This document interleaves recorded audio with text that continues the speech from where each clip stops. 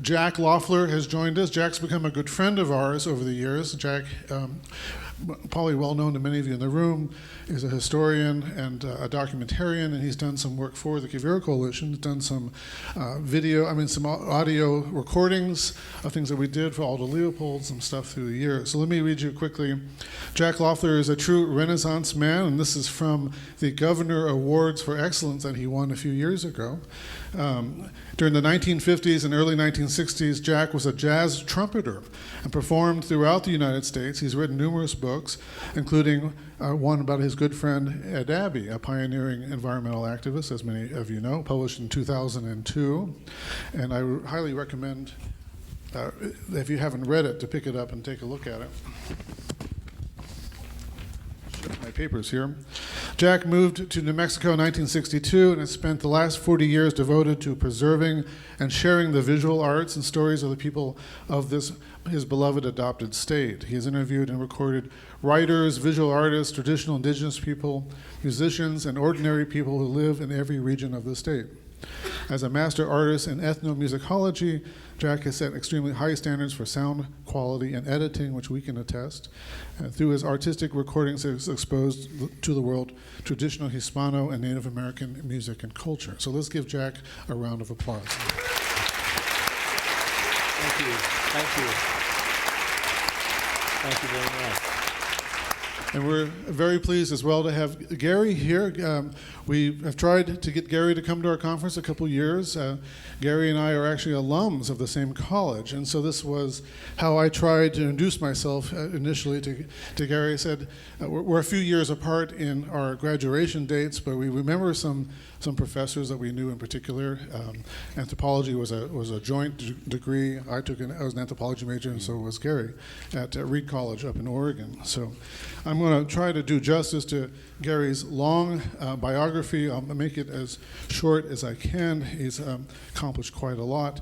Gary was born in San Francisco. He moved to Washington State during the Great Depression, where he had the happy misfortune of burning his feet in a wood fire that he thought had cooled. And why that was a happy misfortune, because during his recovery period, his parents brought books to him, and he spent the next 2 or 3 months devouring everything that he could find and read, and that, as he has said, has launched him on a literary career.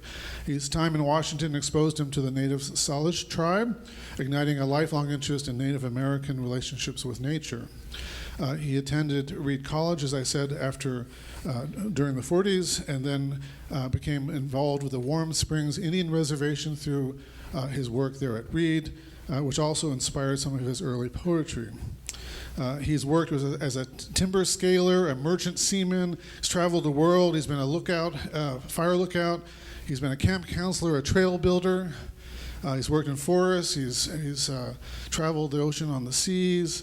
In the 1950s, he became friends with poet Allen Ginsberg and novelist Jack Kerouac, among many others in the Beat movement. He is a Zen practitioner, spent a lot of time in Japan. He's traveled back and forth over the years between the Far East and California. He became a professor of English at UC Davis, including starting a homestead that he still lives in the foothills of the Sierra Nevadas, which he moved into in 1970. And as I understand it, it uses no electricity. I think, is that right? And no grid. No grid. He's off the grid. Okay. Since 1970s, he's been an environmental activist, and of course, been a prolific poet as well. He has won many awards, including the Pulitzer Prize in 1975. He was elected to the American Academy of Arts and Letters in 1987. Some of the prizes that he has won include the Bollinger Prize, the Ruth Lilly Award, the Wallace Stevens Prize, and then which was given to him in 2012 from the American Academy of Poetry. So his list of accomplishments is long, and we're very, very happy that he's here. One thing I'd like to say quickly is that there's a theme that runs through here and think about tonight. I mentioned it a little bit earlier, talking about all these different kinds of walks of life. Gary's has worked in working landscapes as a logger. He's been an environmental activist.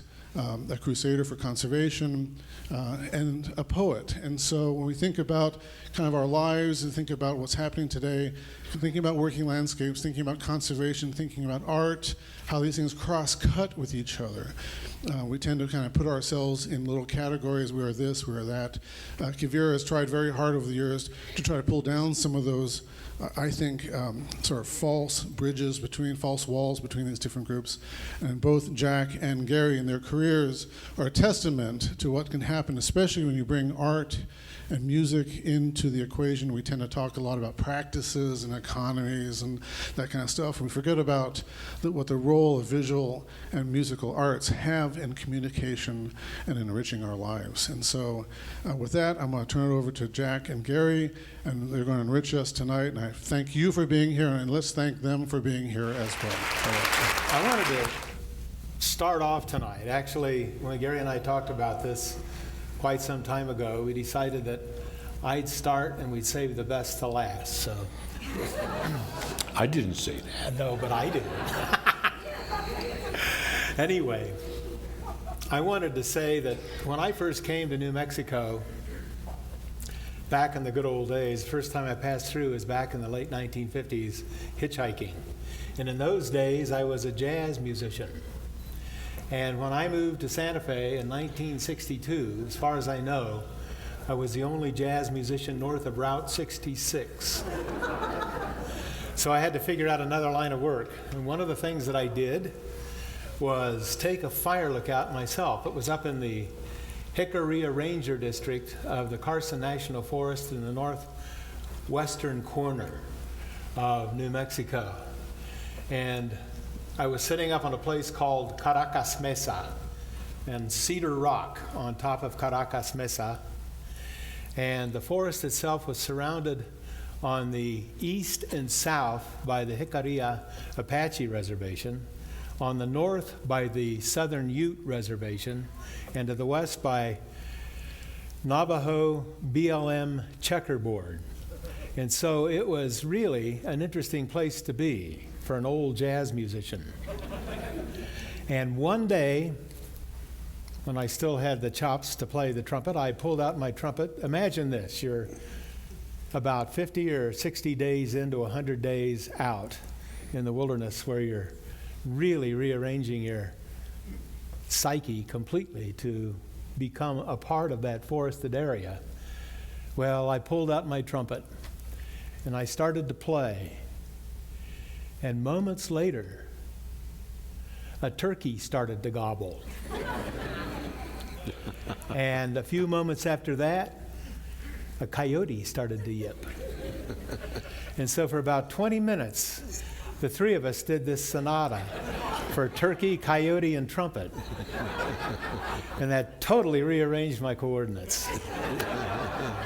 And there's no better way I know of to become kindred than to get into something like that. So that rearranged my life big time, those summers up on the fire lookout. I first met Gary when he and Allen Ginsberg were doing a presentation at Esalen in Big Sur back in 1964. And one of the things that interested me, besides meeting Gary Snyder, for whom I've long had admiration prior to then, was Allen talking about conflicting absolutes. So I'd like to touch on that a little bit this evening, because we live in a time of conflicting absolutes, big time. But before I get really into that, I want to start by pointing out this incredibly beautiful map we have here. This is a map rendered probably not by his own hand, but by those who work with him, by John Wesley Powell back in 1889 and 90. And this map appears in the front part of the 11th annual report to the Secretary of the Interior by the United States Geographical Survey, and it's signed by John Wesley Powell. I became aware of this map when my buddy Bill DeBuise, whom I'm sure many of you know in this room, back in 2000, I was producing a radio series called Moving Waters, the Colorado River in the West. and I want to interview Bill. This is something I do. I love to record people. And I'm going to say this right now. I kind of think of myself as somebody who goes around gathering seeds of consciousness and then trying to rescatter them about over the radio or in rooms like this, because, boy, there are a lot of smart people here in this world. And a lot of people have something really to say.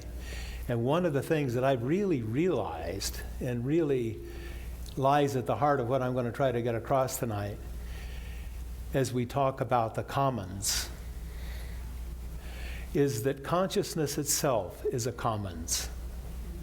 And we have to be really careful the way we deal with our commons of consciousness, or so I believe. Anyway, this map really reflects a perspective of John Wesley Powell. And so back in 2000, when I was doing this radio series, I talked to my friend Bill DuBois and asked him if he could talk about the relevance of this map. And so I'm going to play this seed of consciousness from Bill DuBois, and we'll hope that all this works. John Wesley Powell. Here we see his map of the major watersheds of the so-called arid lands, along with their sub-watersheds in different shadings. And he proposed that the governance of the West be organized watershed by watershed. And if you look closely at this, you can see how completely he ignored state boundaries, which is a wonderful, wonderful relief from the usual division of the landscape of the West. This was the first true bioregional plan. He believed each of these units should be politically independent, and that the land within it, the irrigable land, would be owned individually by families. But the grazing land and the timberland would be managed communally by the whole watershed, but the fee, the underlying ownership interest, would remain with the sovereign, the federal government, which is to say that the watershed communities, commonwealths, could never sell off the commons. It would have to remain commons. Now, I don't know whether in this he was drawing on the model of the Spanish and Mexican land grants here, but under Spanish and Mexican law, that's exactly how those lands were set up, that in a sense the sovereign retained the fee. I think that's a really beautiful concept because it really describes the nature of what the commons really are. The commons are what's common to all of us. Excuse me just a minute as I push a button there and get another one ready here. Each one of those watersheds up there has meant a great deal to me because I've actually gone into each of these watersheds and talked to the people who live there. There's so many different cultural persuasions reflected in these watersheds here. And I've spent a lot of time talking to Native American people who really have an extraordinary perspective that seems to have disappeared largely from global culture at large. I've spent a lot of time with Hopi Indians and Navajo Indians and Tohono O'odham Indians, Yaqui Indians, Seris, people all over the American West and deep into Mexico. And one of the things that I've told Gary over the years is that in all of my travels, I've never met a traditional Native American or Indian person who didn't regard the landscape as sacred. That to me is a big thought. And so many of the Native American people with whom I've spoken over a period of 50 years have expressed to me their complete belief in the sacred quality of homeland itself. I'd like to share with you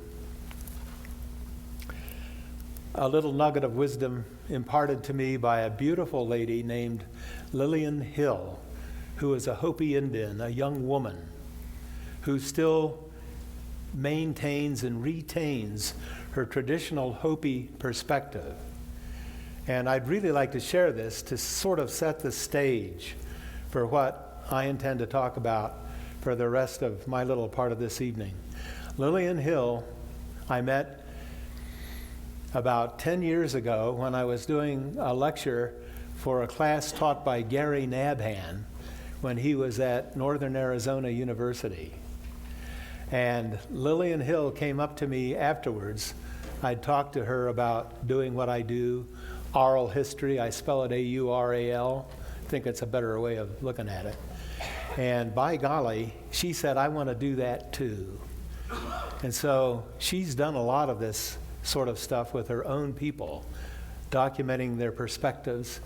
And I just want to share the way she sees reality with you. This is Lillian Hill, who lives in Kikotsmovi in Hopi country on Second Mesa.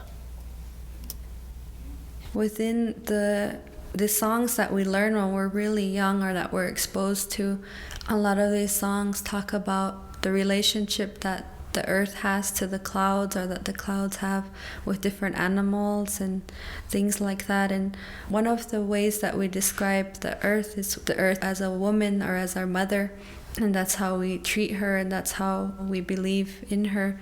And so the word that we use is, even in our songs, it's tuakatsi.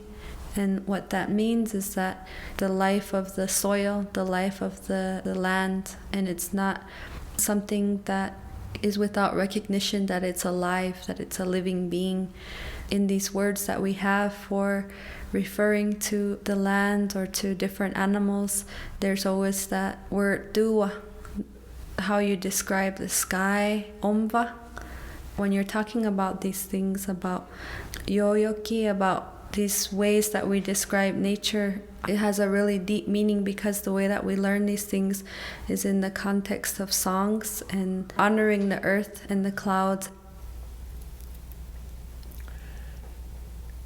She's truly one of the most beautiful people I know, and I try to visit her at least 2 times a year to try to get some of that wisdom and rub it all over me, because it's such a beautiful thing. I'm going to get into the conflicting absolutes now. Here we have Lillian Hill, who has just deeply presented her perspective of her relationship to homeland. About 2 months ago, I was over in the Bay Area visiting an old friend by the name of Gerrymander. I've long kidded Jerry about his sister Sally. Anyway, Jerry has recently come out with a really interesting book published by Counterpoint Press entitled The Capitalist Papers: Fatal Errors in an Obsolete System. And Jerry's book really conveys very well what a whole system of attitudes has come to prevail in America. Now, as just to give a sense, when Powell rendered that map back in 1889 and 90, the human population of our planet was 1.5 billion. It is currently 7.5 billion. In Gary's and my lifetimes, it has more than tripled the human population. And within the context of American culture and global economic culture, we have really committed grievous errors, grievous damage to our planet that sustains us. I'm going to play a little bit of Jerry talking about his perception of the capitalist system. And this may raise some hackles, but that's what it's all about. So this is Gerrymander talking about his sense of the corporate mentality.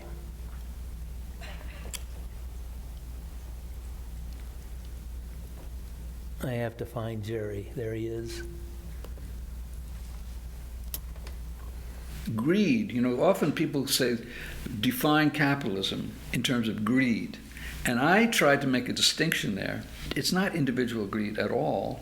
It's really systemic greed. The system has to make its decisions based upon what's best for the structure of capitalism, for the structure of the corporation. Because if they don't do that, then their investors and their shareholders and their bosses on the board and so on will fire them. You won't be able to keep your job if you don't make your decision like that. You have to make the decision based on cold, unfeeling, amoral, meaning without moral consideration, on what's going to serve growth and financial interests. And that's built into the system. That's part of the structure of the system, period. So that's why it can just throw off one guy. If you don't do it, they throw you out. They get another guy who will do it. That's inherent in the system. That's a pretty tough call. And it talks about growth and economics as a means of constant, non-ending accumulation of wealth, continuing growth and growth and growth, and a wonderful apothegm coined by an old buddy of mine, a guy by the name of Ed Abbey, is growth for the sake of growth is the ideology of the cancer cell. That's a pretty interesting thought. As a matter of fact, Ed used to think that our species was metastasizing on the planet. Now, I don't want to think like that myself, but Ed did, and he talked about that a lot. I think that we still have enough consciousness within us to really start to turn things around. And by that, I mean we have to really understand that the kind of corporate economic system that Jerry is discussing here, and I highly recommend reading his book, The Capitalist Papers. It's a very interesting book. What we really have to understand is that we can't do that anymore. I subscribe to a magazine, The New Scientist, which is ostensibly a magazine that comes from Britain. I have great respect for that magazine. I just was reading the current issue, which describes 4 possible states of the planet by the end of this century. And the best possible view taken by the New Scientist magazine is that we would have a population, a human population, of 9 billion people. And the temperature would have risen by 2.5 degrees centigrade by the end of the century. And then the other 3 visualizations for the end of the century grew ever more grim. Now, one of the things I'd like to bring out here is we're trying to inspire adaptability. That's the whole theme for the conference here. We have to, first of all, accept the fact that global warming and climate instability or climate change are upon us. I have a good pal by the name of Melissa Savage, who's a biogeographer, who told me the other day that since the beginning of the 1900s, the 20th century, between 1900 and now, 113 years, the temperature of the planet has risen by an average of about 1.4 degrees Fahrenheit. In other words, we're already experiencing global warming.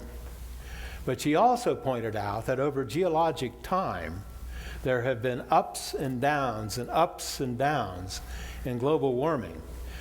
Our problem is because we live such short lives relative to geologic time that we can't perceive it. But we know it's coming, and therefore we have to prepare for it as best we can. Now, one of the things that I wanted to mention for those in the audience who happen to be ranchers is that, to me, ranchers and farmers are probably the best equipped people I know to become adaptable. It's tough to be a rancher or a farmer in a place where farming and ranching really probably don't even belong, if you want to think about it on one level. But they help us sustain ourselves here in this state. of New Mexico, or here in this watershed of the Rio Grande. By the way, the green one over there that looks like a seahorse about to jump over the Continental Divide, that's the Rio Grande watershed. And that's an important watershed. One of the things I'd like to point out is that Continental Divide separates the Rio Grande watershed from the Colorado River watershed. And one of the things that we're doing right now, which is a really terrible idea when you think about it, is what's known as the San Juan Chama diversion, where starting back in the 1970s, a tunnel was dug beneath the Continental Divide. Picture this. A tunnel 23 miles long beneath the Continental Divide, through which 110,000 acre feet of water is pumped out of the Navajo River and another tributary of the San Juan, which is part of the Colorado River watershed, into the Rio Chama up at Heron Lake, and thus feeds the Rio Grande. 110,000 acre feet is a lot of water. And Albuquerque and Santa Fe have come to rely on that water. But part of the problem is that puts us here in direct competition with Los Angeles and Phoenix and Las Vegas and San Diego and all of those big cities in the lower basin of the Colorado River who also want that water. And there may well come a time when that 110,000 acre feet is not available to us. And my question is, will we have grown so reliant on that water that doesn't belong in our watershed that we're going to be in really tough straits when that water goes away? That's one of the big thoughts. In other words, one of the things that John Wesley Powell was trying to point out back in those days is that interbasin transfers of water are wrong, because it creates a false sense of water prosperity. So that's one of the things that I'd like to try to factor into the sphere of reference that we really should try to keep our minds in the middle of if we're going to be able to contend successfully with what's coming down the pike. One of the things that I think we need to come up with is a different perspective politically. On the eve of my 60th birthday, I interviewed a really interesting guy who at that time was the mayor of Missoula, Montana. His name is Daniel Kemmis. And he wrote a beautiful book. He's written several books, but one that really turns me on is called Community and the Politics of Place. Well, gee whiz, I had read that book and I hauled myself up to Missoula, and I called up Dan Kemmis and asked him if he'd be amenable to be an interview. And so I was still 59 years old when I conducted the interview that resulted in this particular nugget of wisdom brought to us by Daniel Kemmis. Bear in mind that he really was, at that moment in time, he was the mayor of Missoula, Montana. Dan has, I think, a master's degree in political science from Harvard. And he's really smart, and I think he has something to offer us.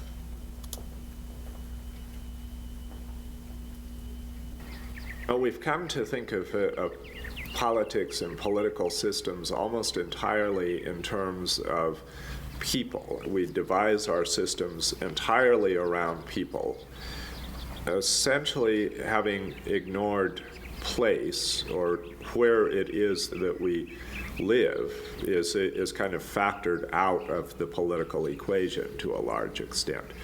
Or when it is factored in, it's factored in an arbitrary way that I think somehow gets in the way of a workable politics. Now, we had a great warning of this from John Wesley Powell, who said, if you're going to inhabit this arid landscape of the West, you're going to have to do it on the land's own terms.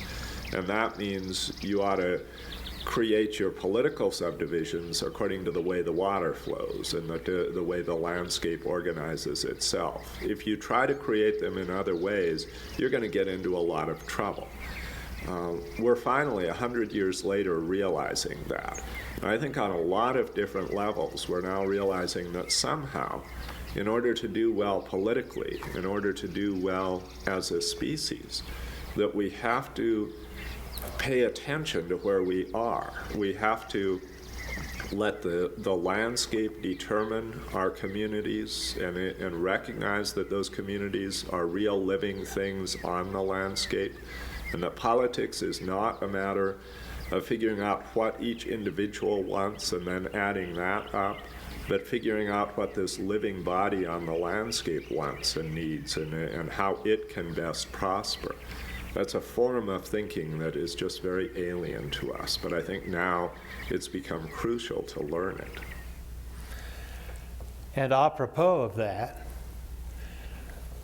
a movement started back around 1970 that really began to look at things the way Dan Kemmis was just describing it.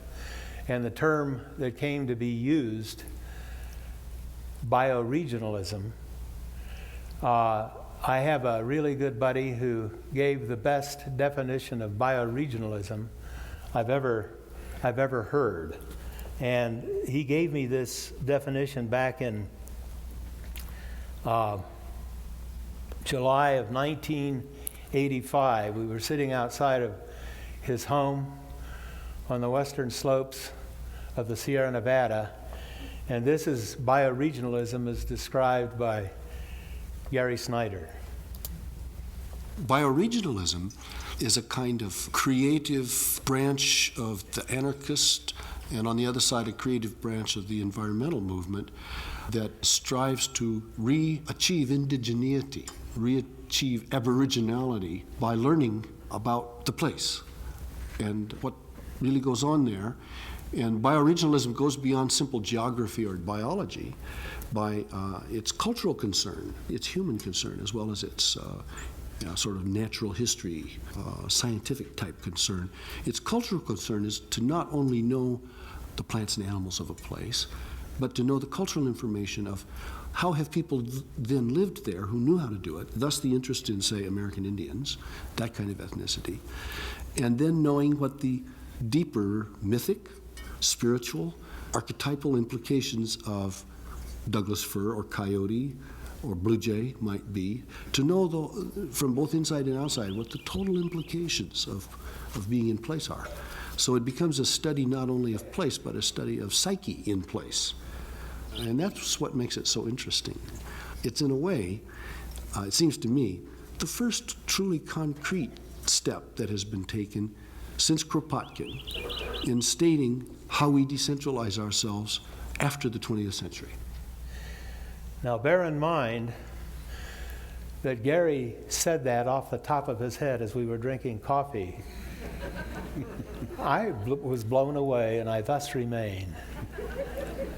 I think that's the smartest thing I ever heard this guy say. I can't remember it. I'm going to give him a transcript of it. So, at any rate, bioregionalism goes hand in hand with the whole notion of the commons, getting back to what John Wesley Powell was talking about and how what the commons really does mean. And I'm going to play for you, I'm going to try to hurry up a little bit here because we don't want to go too late tonight, but one of the things I want to do is play my friend Rena Swensel's definition of the commons. For those of you who might not know her, Rena Swensel is a member of the Santa Clara Pueblo, one of the Rio Grande Pueblos. She is deeply traditional and deeply spiritual within the context of her Santa Clara Pueblo. Rena also has a PhD in American Studies and a master's degree in architecture. She's really quite a lady. And she and I have worked together for a long time, and she's a person for whom I have enormous respect and great love as a fellow human. This is Rena Swensel talking about the Tewa Puebloan notion of what the commons is.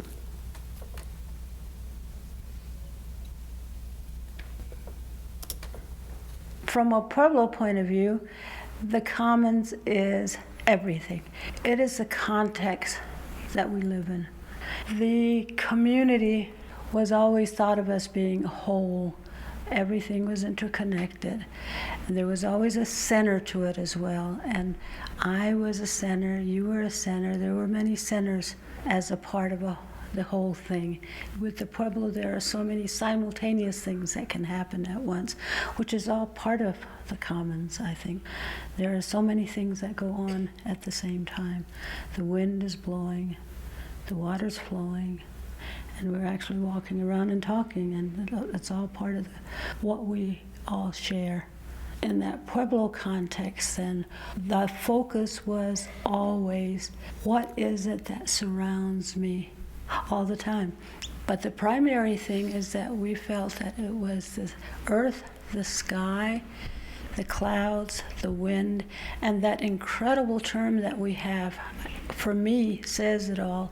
It's the po, wan, the water, wind, breath. That connects, it moves through our entire world in such a way that it connects everybody and everything. That becomes the commons. In the Pueblo, it really was that thing that swirls around, that blows, that moves, that creates that sense of commons. It's the ultimate of what is common to every living being. With the trees, with the rocks, with all of that, that makes our life what it is today. It's pretty all-inclusive, the commons. She says it the way it is. And if we in our culture can re-evoke the ability to intuit that, maybe we're going to be okay. To me, that's one of the most important things that we can work on. I have a feeling that we've, over the years, as we've spent so much time ever more deeply subjecting ourselves to an economic imperative, that we have, by the same token, shrunk our ability to intuit our relationship with the natural world. And unless we are really taking our cue from the flow of nature, we're not really getting it. Today, Gary and I kind of created a definition for indigenous mind. One of the things that I've long really thought about is the role of indigenous mind, which is so largely overlooked in global culture as we perceive it. A culture that is so affected by the economic imperative, by consumerism, which to me is itself an unnatural act, really, when you think about it. But the whole notion of what indigenous mind really is, we came up with a very brief definition of that today, which I'd like to read to you. And correct me if I blow it. Indigenous mind is that aspect of collective human consciousness that is shaped more by the direct experience of the flow of nature through homeland than by a list of abstract facts about the nature of homeland. So there. There's another Gary who's done an awful lot of good stuff, who I'm hoping is here somewhere tonight. I know he's here at this conference. His name is Gary Paul Nabhan. And he's somebody that I've spent a fair amount of time with. This is Gary Snyder. As a matter of fact, the three of us, not all that many years ago, ran the San Juan River together, our favorite river cat. At any rate, Gary has a real sense of the role of the grassroots in trying to pull us through these coming days and these coming years and these coming decades, where we may be really facing crises. Maybe some of these crises would be of the same magnitude or of similar magnitude to what just happened over in the Philippines. We don't really understand our relationship to the planet well enough to recognize that the planet is not reacting to us. The planet is simply reacting to the nature of its own being. and the nature of its being is being changed by us. This isn't retaliation, or at least I don't think so. It's just what happens. And so we're going to be seeing interesting times climatologically. Before I get into this next thing, I want to say that exactly a year ago, Bill DeBuise and I were doing a presentation together up in Moab, Utah. And Bill was talking about his latest book, which I'm sure many of you have read, entitled A Great Aridness, which very clearly defines the nature of some of the problems that we're going to be facing here in the North American Southwest as a result of global warming and climate change. It's an incredible book, very well researched, and something that I think that we should all read because it says it the way it is. Bill really researched this book well. At any rate, after Bill had talked about climate change and global warming, it was my turn to try to say something optimistic. And one of the things I love to talk about 4 or 5 years ago, I produced a radio program, a 1-hour radio program, about Aldo Leopold in the American Southwest, which really brought me great joy. And I made a new friend for life when I was producing this program, a lady by the name of Estella Leopold, the youngest of the 5 kids of the union of Aldo and Estella Sr. And Estella Jr.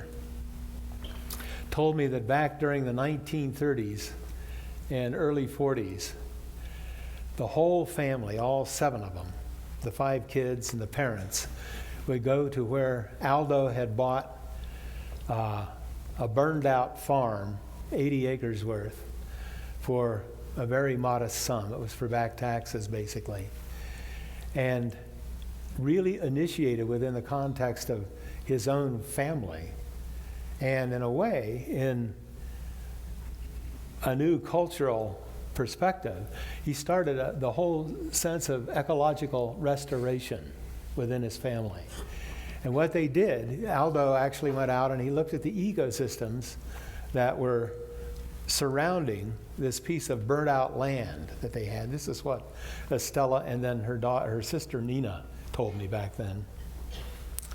And basically, up on the top of the ridge is where they put in the trees, and then they put in the various grasses that were appropriate for different levels along all the way down to the river.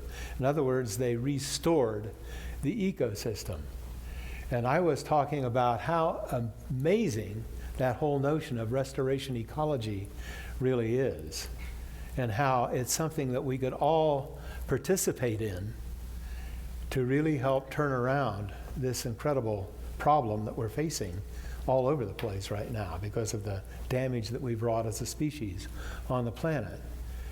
Well, this wonderful soil scientist by the name of Jane Belknap said, well, you know, Jack, with global warming, you don't know what ecosystem to try to restore to.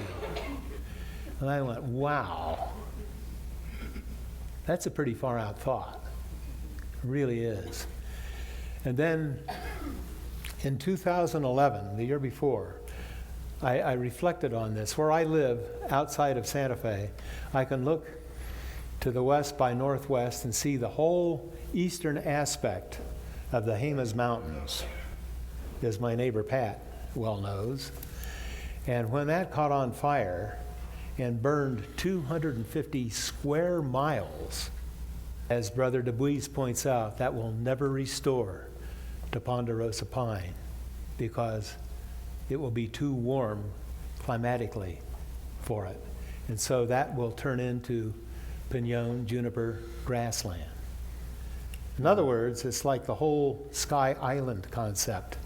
As the climate gets warmer, different biotic communities will move up the mountain.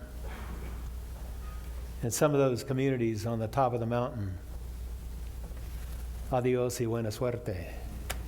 That's what's really going to happen. Anyway, I want to play something from my friend Gary Paul Nabhan, our friend Gary Paul Nabhan, talking about some of his perspective. This is somebody to listen to.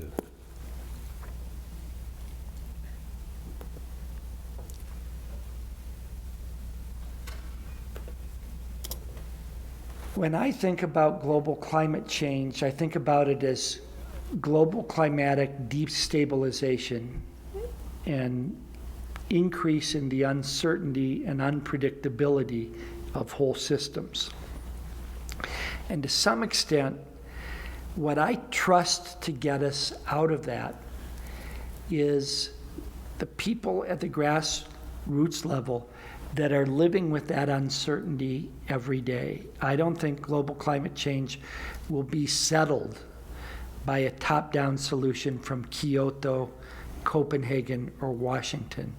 I've spent the last year interviewing heirloom chili pepper farmers from the Yucatan Peninsula to the Rio Arriba, northern New Mexico, to St. Augustine, Florida, to Avery Island in Louisiana.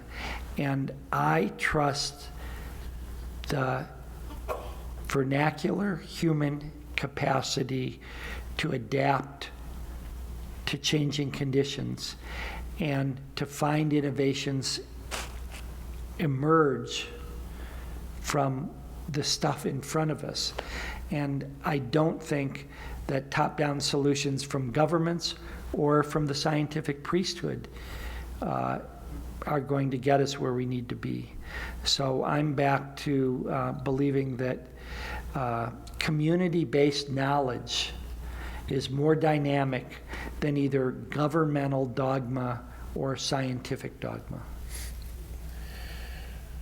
That's a mouthful. Gary himself being a renowned ethnobotanist who has really affected a lot of people's thinking. He's a top-rate scientist. And in no way am I denigrating science, although I will certainly denigrate some of the applications or misapplications of science that I've watched. Actually, where I first started to perceive misapplications of science was way back in 1957 as a young jazz musician, having been drafted into the United States Army and relocated from Fort Lewis, Washington to Barstow, California, where I became a member of the 433rd Band. And our first gig after I got into the band was to go out to the Nevada Proving Grounds and in pre-dawn Nevada be standing there playing the Stars and Stripes Forever and watching all of a sudden an atom bomb go off 7 miles away. That blew my mind.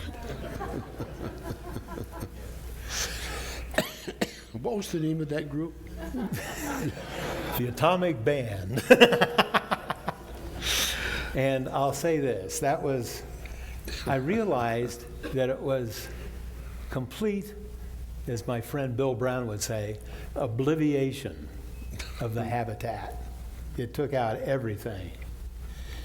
And it was also at that moment in time when I realized that I wasn't the one who was nuts.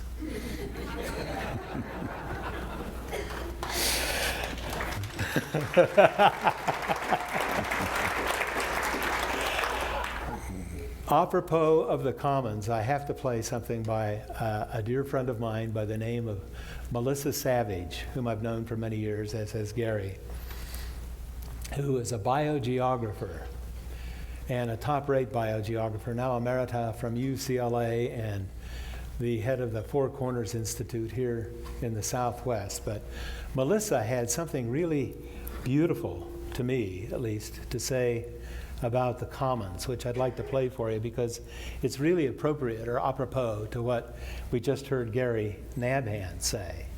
So here's Melissa Savage talking about the commons. Where the commons works is where people are of a mind about the fate of the environment. And only in the past few years have certain things been talked about broadly. For example, in North America, things like ecosystem services. The recognition, the broad consensus that, watersheds provide something for all of us, that we can't just make private hay out of them because we need them. We need them to be intact. And, I'm so impressed with the shift in consensus about what it means to have. I think global climate change has really pushed this into a new gestalt, a new way of thinking about where we are, who we are. Yeah. And of course, the downside of commons is the overuse. And so you have to have an agreement, and this is difficult to get. We have an extremely diverse society, and we have a somewhat polarized society, as we all know, politically speaking. And so, the task is really to somehow have everyone recognize what's at stake in a commons. The air, the water, the fact that global climate change is going to completely change precipitation patterns. Talk about natural processes. Global climate change is just a natural process. It's actually happened many times in Earth's history. And it's happening now, but it's our doing. And of course, we have all these institutions, all these common institutions in place based on what's been going on for hundreds of years. We count on it raining X amount for our agriculture. And if that doesn't start to create a better consensus about what the commons is, obviously not North America, not the Southwest, not the region, the globe. The globe is a bioregion. What people do in one place has an incredibly strong teleconnection to other places. She is so right on. I'm been given the cue that my time is about up. Figuratively speaking, of course. I trust. But at any rate, I want to present a voice from the Hispano community, from a very close mutual friend of both Gary and myself, and Gary Nabhan and others, I'm sure, who are in this room. And I'm referring to Enrique Lamadrid, who until June was chair of the Portuguese-Spanish department at UNM. He's also an incredible river runner and perhaps the best camp chef I've ever met. You're the third night on the river, and he produces fresh paella. Anyway, this is Enrique talking about the concept of Querencia. It's a term that has no English language equivalent, and yet it's one of the most important concepts for people who love where they live. And so this is Enrique Lamadrid talking about Querencia. Querencia is a folk concept. It's a sense of belonging. It's a sense of rootedness. Querencia is the place where you know you belong. Sometimes it's the place where you're born. It's mobile. You can develop a new Querencia in a new place, but how do you set down roots in a new place? There's many ways of doing that, of becoming part of a new place, and people certainly did it here. There's different senses of space, different senses of time in New Mexico. Spatially, since we arrived from the south, it's a north-south corridor. It is the Camino Real. We are norteños. Our being, our way of looking at things is always in reference to the south, where we came from. We're a southern people that came to a northern place, but our way of life has taken root here. The indigenous point of view in New Mexico is very different. Native peoples here have a sense of the center space. They've been here for so much longer as a culture of habitat that they are literally in the center of their world. People live in the center of a sacred space. This whole notion crosses the cultural boundary into the Hispano culture, which then becomes a kind of Indo-Hispano culture. And you get the norteño orientation, but you also get a sense of centeredness that people learn after 4 centuries of being here. There's an extraordinary sense of cultural homeland. We call it Querencia. People who are from New Mexico want to be in New Mexico. If they're not here, they're trying to figure out how to come home. Querencia means all of those things. It comes from the verb querer, to want or to love. It's a place that you love. It's a place that you want to be. It even has a sense of the place that you prefer to die in.